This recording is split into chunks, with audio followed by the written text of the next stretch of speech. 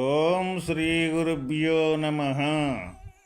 శ్రీ భాగవత కృష్ణదేశ కేంద్రుల వారి శుద్ధ నిర్గుణ తత్వ కందార్థములు బోధ పఠన లక్షణమును తెలియజేయుచున్నారు. ఓ శిష్యుడా,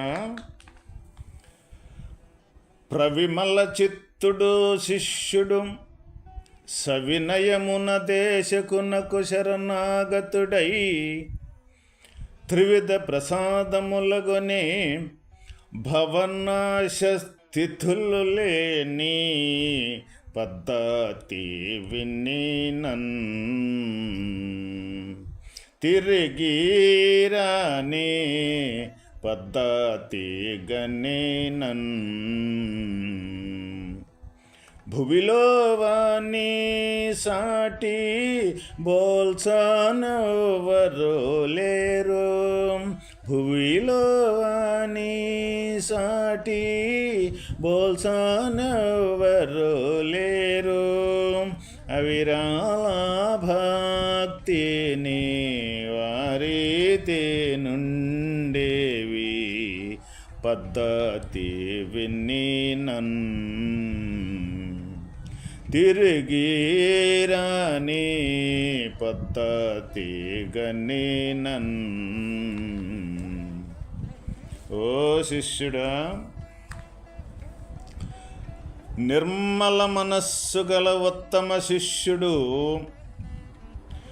వినయ విధేయతలో గలవాడై అచల పరిపూర్ణ గురువుని శరణబొంది వారు ప్రసాదించిన ద్వాదశి, షోడశి, పంచదశి అను 3 విధములకు పరిపూర్ణ మంత్రములను ప్రసాదముగా గ్రహించి చావు పుట్టుకలో లేని పరిపూర్ణ బోధ పద్ధతి అనగా పుట్టుట చచ్చుట లేని మార్గము నెరింగిన వారితో సమానులి భూమి యందు ఎవ్వరూనూ కూడా లేనేలేరు.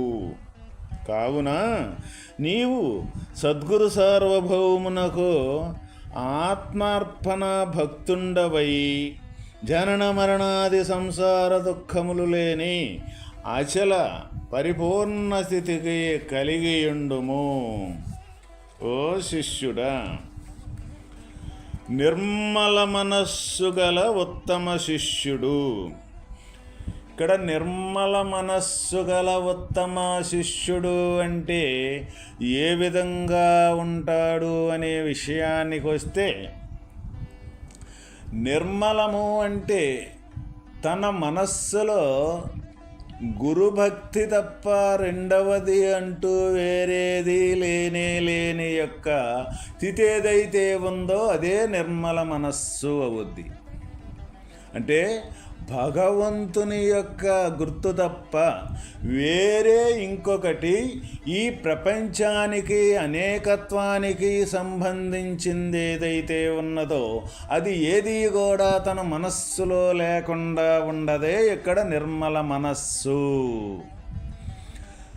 అప్పుడు నిర్మలంగా ఉంది అంటే ఏదీ తోచకుండా ఏదీ లేకుండా అటువంటి నిర్మల మనస్సు గలవాడే ఇక్కడ ఉత్తమ శిష్యుడు.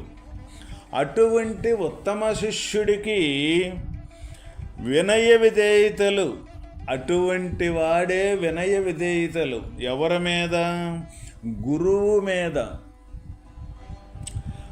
వినయ విధేయతలు గలవాడై అచల పరిపూర్ణ గురువుని శరణబొంది అటువంటి నిర్మల మనస్సు గలవాడు ఏ శిష్యుడైతే ఉన్నాడో అటువంటి వాడు వినయ విధేయతలతోటి అచల పరిపూర్ణ గురువుని శరణబొంది వారు ప్రసాదించిన, వాళ్ళు బోధించిన, ఇక్కడ మనకి వాస్తవకంగా ఇక్కడ శిష్యుడు ఉండాల్సిన యొక్క లక్షణం ఏదైతే ఉన్నదో ఆ లక్షణాన్ని మనకి ఇక్కడ తెలియపరిచారు. అంటే గురుడు ఎవరు అంటే గురుడు యొక్క లక్షణాన్ని కూడా మనకి ఇక్కడ తెలియపరచడం జరిగింది.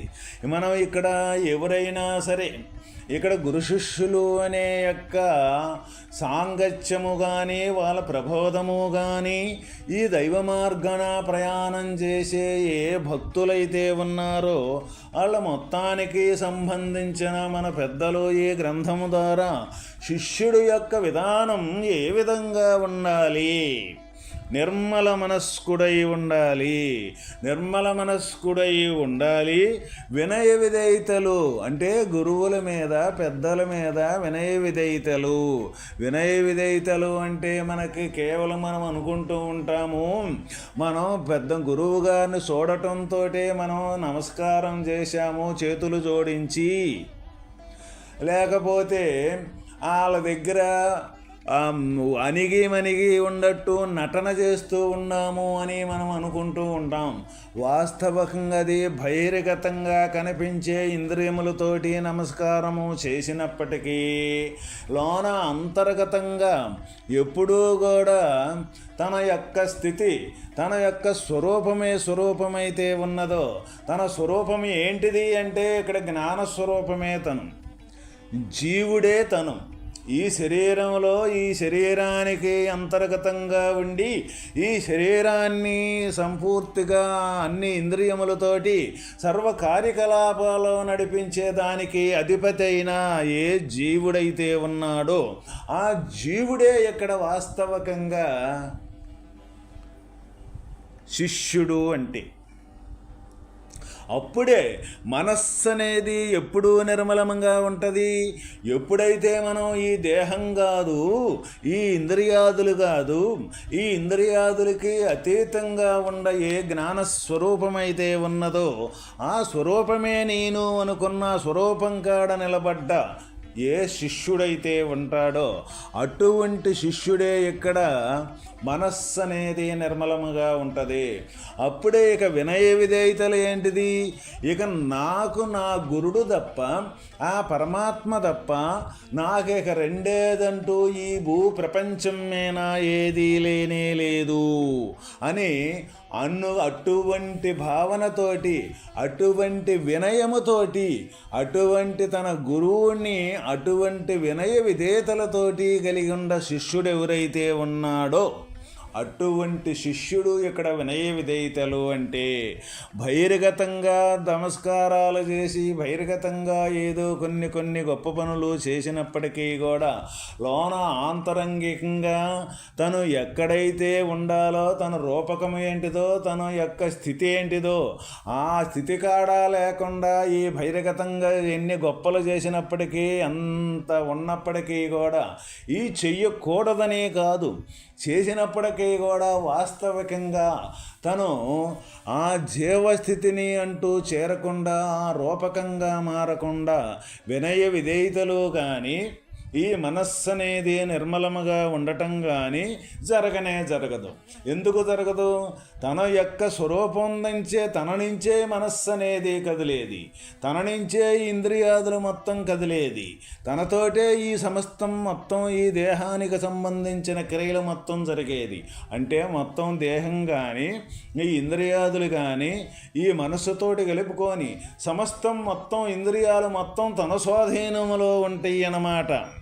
అటువంటప్పుడు ఇక పక్కన దేన్నైనా సరే దేన్నైనా వర్ణించేదానికి, దేన్నైనా ఇంకొక దారిని ఇది ఉంది, ఇది అవును ఇది కాదు అనే నిర్ధారణ చేసేదానికి తన మనస్సు అనేది విచ్చలవిడిగా అది బయట ప్రపంచం మీదకు పోయేదానికి ఆస్కారమే లేదు. అందువల్ల మనస్సు నిర్మలముగా ఉంటుంది. అందువల్ల మనస్సు తనకు వినయ విధేయతలు అనేది ఆ తీరుగా భగవంతుని యొక్క స్థితిని, ఆ గురువు యొక్క స్థితిని తను గుర్తెరిగి ఉంటాడు. కాబట్టి ఆ గురువు యందు వినయ విధేయతలో ఎప్పుడూ నేను నాది అనే దాన్ని వదులుకొని నీలో నేను ఐక్యం కావాలన్న యొక్క భావనతోడు కూడుకున్న యొక్క శిష్యుడే ఇక్కడ వినయ విధేయతలు అనేది మనకి ఆ శిష్యుడికి తప్పనిసరిగా తయారవుతాయి. అందువల్ల శిష్యుడు లక్షణం అనేది ఆ తీరుగా ఉండాలి అని మనకి ఇక్కడ పెద్దలు తెలియజేయుచున్నారు. ఇకపోతే గురువుల యొక్క విధానం ఏ విధంగా ఉండాలి అని అంటే ఏ అచలతత్వం ఏదైతే ఉన్నదో అచలతత్వం అచల పరిపూర్ణం అంటే ఎటువంటిదో అని వాళ్ళ గురువుల దగ్గర, వాళ్ళ పెద్దల దగ్గర సంపూర్తిగా ఆ అచల పరిపూర్ణం యొక్క స్థితిని తెలుసుకొని ఆ స్థితిని పొందిన యొక్క అనుభవము, ఆ స్థితిని పొందిన యొక్క స్థితి ఏదైతే ఉందో అటువంటి స్థితి కలిగిన వారే ఇక్కడ అచల పరిపూర్ణ గురువులు అంటే.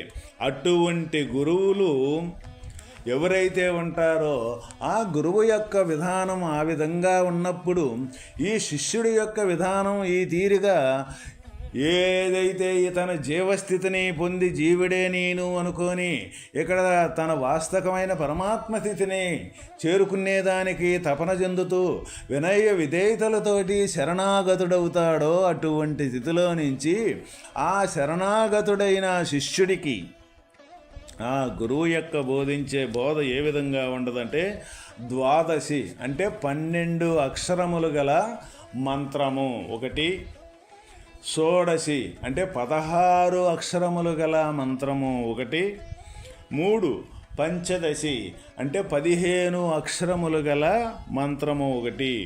ఈ 3 మంత్రాలు ఏవైతే ఉండయో ఈ 3 విధములకు ఈ పరిపూర్ణ మంత్రములను ప్రసాదముగా గ్రహించి, ప్రసాదం అంటే ఏదైతే ఈ పరిపూర్ణ గురువు ఈ 3 మంత్రాలు శిష్యుడికి ప్రసాదంగా ఈ 3 మంత్రాలు ఇచ్చినప్పుడు ఆ 3 మంత్రాలను ప్రసాదంగా గ్రహించి ఈ చావు పుట్టుకలో లేని పరిపూర్ణ బోధ పద్ధతి, పుట్టుట చచ్చుట లేని సద్గురు సార్వభౌమక ఆత్మార్పణం, భక్తుండవై ఈ జనన మరణాది సంసార దుఃఖములు లేని అచల పరిపూర్ణ స్థితి కలిగియుండము. అయితే ఈ 3 మంత్రాలు ఏవైతే ఉండయో ఈ ద్వాదశి షోడశి పంచదశి అనే ఈ 3 విధములకు పరిపూర్ణ మంత్రములను ప్రసాదముగా గ్రహించి శిష్యుడు ఈ జనన మరణాలు అంటూ లేకుండా ఉండే యొక్క స్థితి ఏదైతే ఉందో అది మొత్తం కూడా గురు సార్వభౌముడకు ఆత్మార్పణం అంటే నీ జీవస్థితిని అనేది గురుడికి సంపూర్తిగా అర్పణ చేసి, ఇప్పుడు దాకా మొట్టమొదటి శరీరమే నేను అనుకొని ప్రయాణం చేసావు లోకములో, తర్వాత గురువుడు యొక్క సాంగత్యం ద్వారా గురుడు యొక్క ప్రబోధం ద్వారా నేను శరీరాన్ని కాదు నేను జీవుణ్ణి అని జీవుడు అయ్యావు. ఇప్పుడు ఈ 3 మంత్రాలనే యొక్క గురుమంత్రాల ద్వారా నేను జీవుణ్ణి కాదు ఈ జీవుణ్ణి గురుడికి అర్పణ చేసి ఈ జననం అనేది మరణం అనేది ఈ జీవుడికే కానీ వాస్తవమైన పరమాత్మకి లేనే లేదు అని ఈ ఆత్మార్పణము అంటే ఆ జీవస్థితిని గురుడికి కానీ అర్పణ చేసి ఏ శిష్యుడైతే ఉన్నాడో ఆ శిష్యుడు ఆ గురుభక్తుండవై అంటే గురుడు యొక్క భక్తి అంటే నిరంతరం ఆ పరమాత్మ తప్ప రెండోది లేదు అనే అటువంటి భక్తుండవై ఎవరైతే ఈ జనన మరణములో నుంచి తప్పించుకోగలుగుతాడో వాడే నిజమైన శిష్యుడు. అటువంటిదే ఈ పరిపూర్ణ బోధ అంటే. కాబట్టి ఎవరైనా సరే గురుభక్తులు కానీ దైవ మార్గములో ప్రయాణం చేసే ఎవరైనా సరే సంపూర్తిగా ఈ జననం అనేది ఈ మరణం అనేది ఈ రెండింటికనే ఈ 2 పెద్ద మనకి నరకప్రాయములు అనేవి. నరకం అంటే మనం ఏదో అనుకుంటాం, ఎక్కడో ఈ శరీరము పోయిన తర్వాత ఎక్కడో యమలోకములో పాపం చేసిన వాళ్ళని ఏదో నూనె బాండీలో వేసి కాలుస్తారంట, నిప్పులతోటి కాలుస్తారంట అని అది పెద్ద నరకమంట అని అనుకుంటూ ఉంటాం. పుణ్యం అంటే ఏదో స్వర్గలోకములోకి పోయి ఆ స్వర్గాది ఫలాలని ఏదో అనుభవిస్తూ ఉంటుంటాము అని అనుకుంటుంటాం.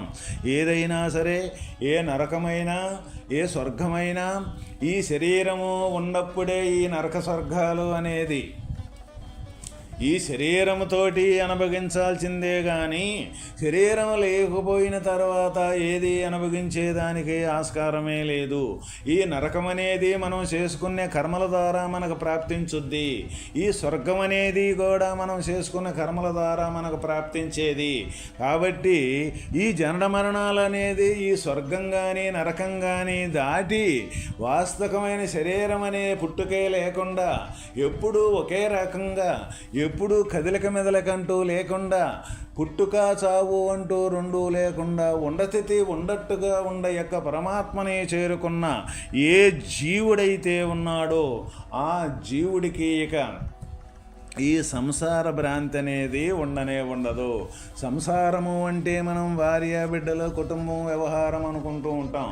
వాస్తవకంగా సంసారం అంటే చావటం పుట్టటం, పుట్టటం చావటం. అది ఒక తూరితోటి అయ్యేది కాదు. మనం అది ఒక తూరితోటి అయిపోవటం అయితే ఎలాంటి ఇబ్బందే లేదు. అసలు ఈ విద్యను కూడా మనం అనుసరించాల్సిన పని లేదు. ఎందుకంటే అయితే పుట్టాం కదా, పుట్టింది ఎటో వచ్చుద్ది. ఇక మనం ఈ విద్యతోటి ఇంకా పని ఏంటిది? ఉన్న 4 రోజులు ఈ శరీరం ఉన్న 4 రోజులు కావో పీవో మజా ఏదో ఉండదేదో అనుభవించి జీవితాన్ని గడిపేస్తే సరిపోద్ది కదా. కాదు. ఎందుకు మనకు ఈ దైవ విద్య, ఈ పరమాత్మ యొక్క స్థితి మనకి మానవులుగా పుట్టి ఈ భగవంతుని యొక్క స్థితి మనకు కావాల్సి వచ్చిందంటే ఈ జనన మరణాలనే స్థితి అనేది మనకు తప్పనిసరిగా సంభవించుద్దనే ఉద్దేశంతో ఈ జనన మరణాలనేది తప్పించుకుంటే తప్ప మనకనేది వాస్తవమైన నరకప్రాయం అంటే ఈ పుట్టటమేను వేరే కాదు అని మనకు తెలిసినప్పుడు ఈ పుట్టుక లేకుండా ఉండే స్థితిని తెలుసుకోవటమే, ఈ పుట్టుక లేకుండా ఉండే యొక్క స్థితిని చేరుకోవటమే వాస్తవమైన ఈ జనన మరణాలని తప్పించుకోవటం. అందువల్ల అది ఎక్కడ జరగాలి? ఈ శరీరం ఉండంగానే జరగాలది. శరీరం అనేది మరణించిన తర్వాత ఎక్కడికో పోతామన్నది కాదు. శరీరం మరణించినాక పోయేది ఏంటంటే ఏది మనం చేసుకోనున్నామో దాన్నే మూట కట్టుకొని వెళ్ళిపోతాం. అదేవిధంగా ఇప్పుడు మనం చేసుకోవాల్సింది ఏంటంటే ఏ జననం అంటూ లేకుండా ఉండదేదైతే ఉందో ఆ స్థితి భగవంతుని యొక్క స్థితి, పరమాత్మ యొక్క స్థితి. ఆ పరమాత్మని కానీ మనం చేరుకోగలిగాము అంటే ఈ శరీరం ఉండంగానే ఇక మళ్ళీ శరీరం పోయినాక ఈ జననం అనేది రానే రాదు. జననం రానప్పుడు మళ్ళీ మరణం అనేది వచ్చేదానికి ఆస్కారమే లేదు. కాబట్టి అటువంటి ఈ వినయ విధేయతలు కలిగిన శిష్యుడు అంటే మనస్సు నిర్మలముగా ఉన్న శిష్యుడు ఈ వినయ విధేయతలతోటి అటువంటి పరిపూర్ణతత్వాన్ని పొందిన మహనీయులు పెద్దల గురువులు ఎవరైతే ఉంటారో వాళ్ళ చేరి వాళ్ళు ఇచ్చిన ఈ 3 మంత్రములతోటి ఈ జనన మరణాలనే స్థితిని తప్పించుకునేదానికి చాలా సహాయపడతాయి, చాలా వీలవుద్దని మనకి పెద్దల ద్వారా మనం తెలుసుకోవడం జరిగింది. ఓం తత్సత్.